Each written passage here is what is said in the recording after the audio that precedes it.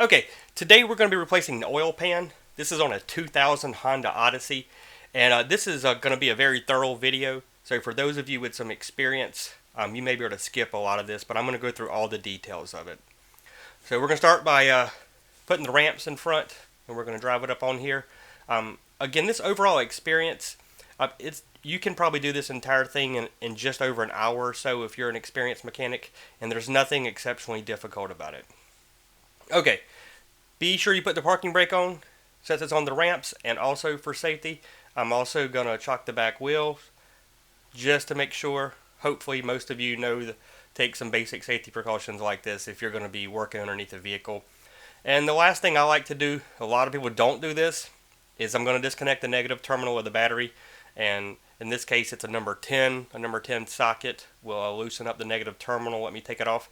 Now, a lot of people have asked why you do this. The general reason is should something malfunction in the vehicle and it all of a sudden try to start, you don't want it to start turning over while you're working on it underneath it. So this ensures that safety. Okay, I want to talk about these push plugs. The first step is that you're going to have to pull these push plugs out to get the splash guard from underneath off. They are extremely simple, and seeing one outside will make it make more sense as to how they work.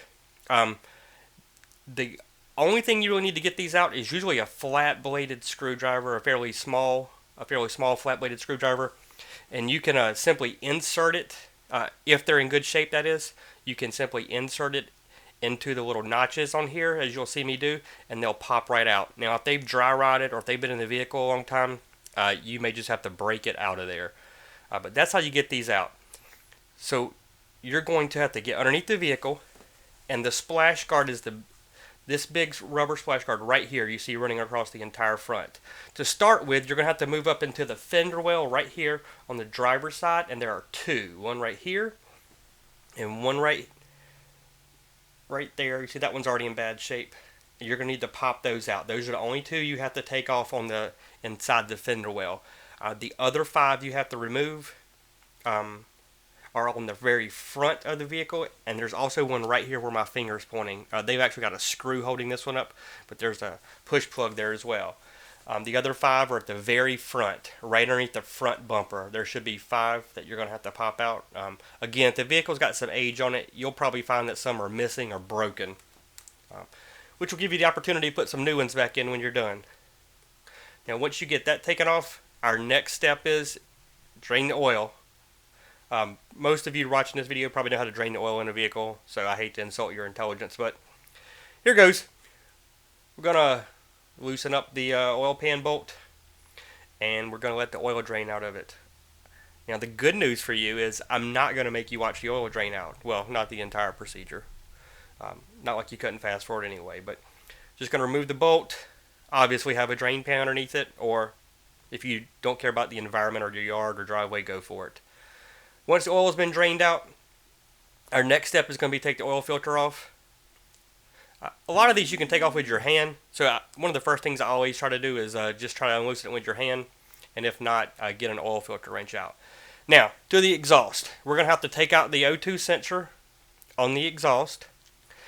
And you're going to have to disconnect the exhaust in three places. Here, there are three 9/16 inch bolts holding it to the manifold on the front of the engine. There are the exact same three running to the manifold on the rear of the engine. And I know it's kind of hard to see with the camera. These bolts are not that hard to get to. They really aren't. You're going to need maybe a 3/8 inch ratchet or even a breaker bar with some extensions. And then lastly, there's these three bolts and nuts that hold it up to the catalytic converter. And I also recommend you take these bolts out on the hanger. And this is what everything looks like out of the vehicle. There's the splash guard, and that's the exhaust. Really, it's not that hard. With a breaker bar, and I sprayed some PB lubricant in there to help break them loose, I had no trouble on a 15-year-old vehicle getting the exhaust off whatsoever. Now, our next step is you want to take the torque converter cover off. It's two number 10s right here. Not much to it. Just going to pop those off real quick, and you'll see this is what it looks like. Then your next step is these two 9/16 that hold the oil pan to the transaxle. Again, not much to them as well. And then lastly, you're going to need to take out 18 number 10 bolts that run around the entire oil pan.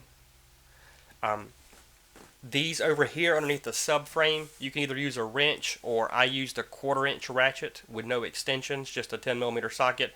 I was able to get to all of these just fine. This is probably the longest part, is taking those out. Now, I am in the engine compartment now, looking over on the passenger side, and I'm going to recommend that you take out these 3 bolts that hold in the motor mount. So you'll see, I'm going to point them out right here that I've already taken them out. You'll see the empty spots where the bolts used to be. The reason you're going to take these out are we need to lift the engine up just a little bit from underneath to get the oil pan loose from the subframe. There's just not enough room. So I've got a little bottle jack. I jacked the vehicle up just a little bit, the engine up just a little bit, and I jacked it up until basically the oil pan literally fell out of the vehicle. If your oil pan's also, if it's stuck and you have trouble getting it out, you can use a pry bar on the casting points close to the transaxle to pop it out. Most likely it's not going to just pop out, but I didn't have much trouble getting it out. Just be careful. This is aluminum, so the mating surfaces you could damage easily. Now I'm going to take a little putty knife and I'm going to go around the entire circumference of where the oil pan mated and get any old gasket off.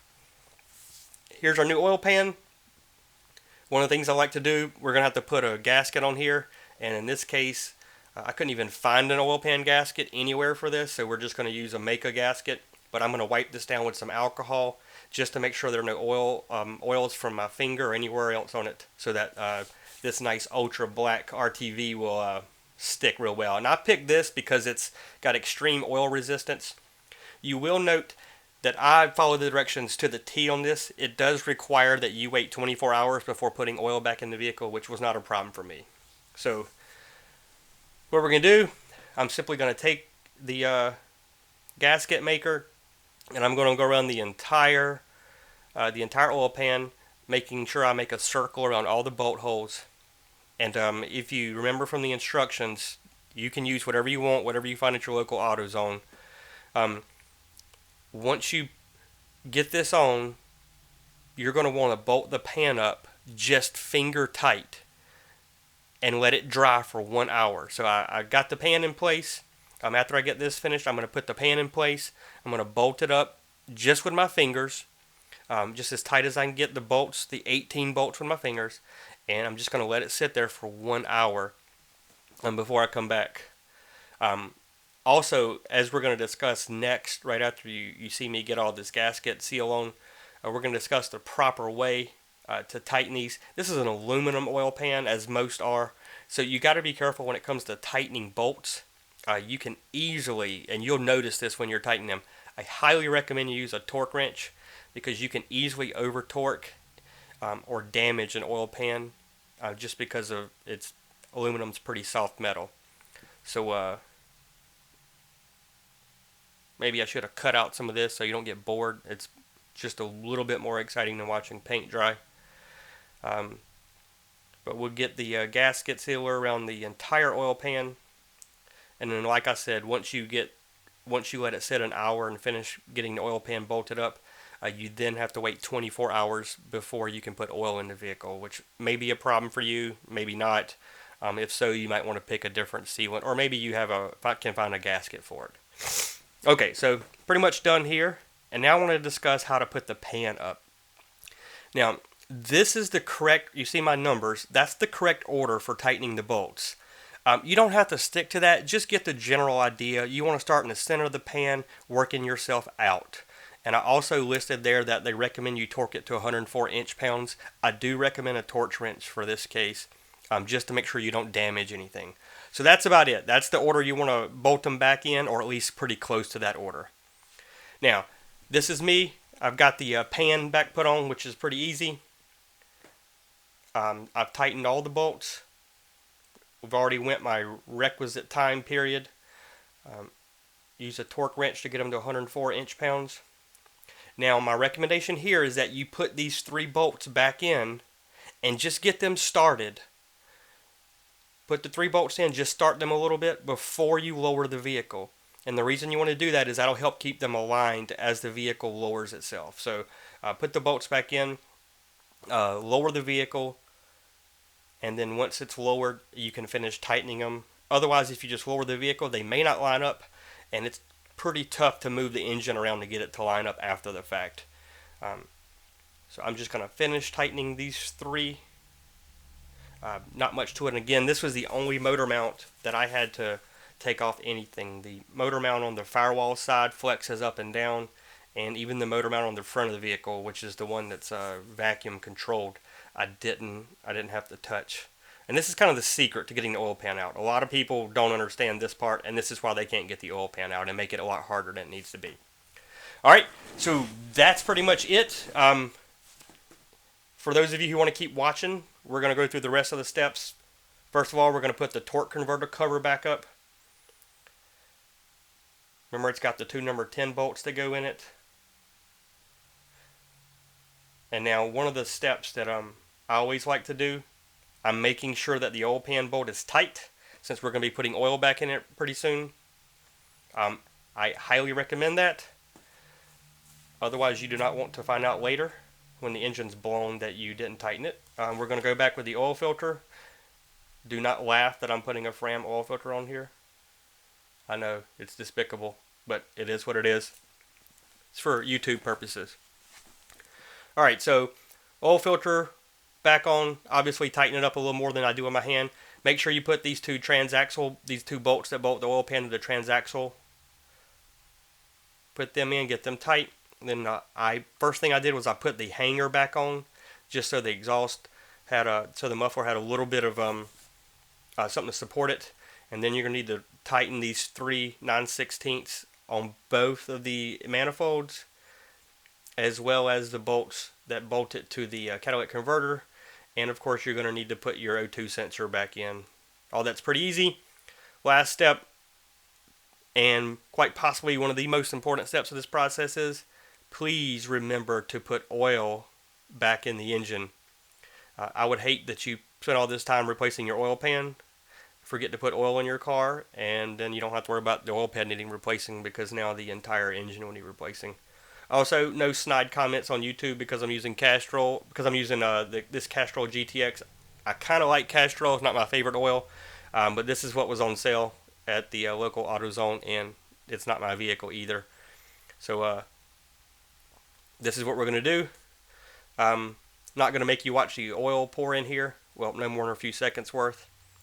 And then the last main step, as far as disassembly goes, I like to put the oil in it to make sure that it's not leaking.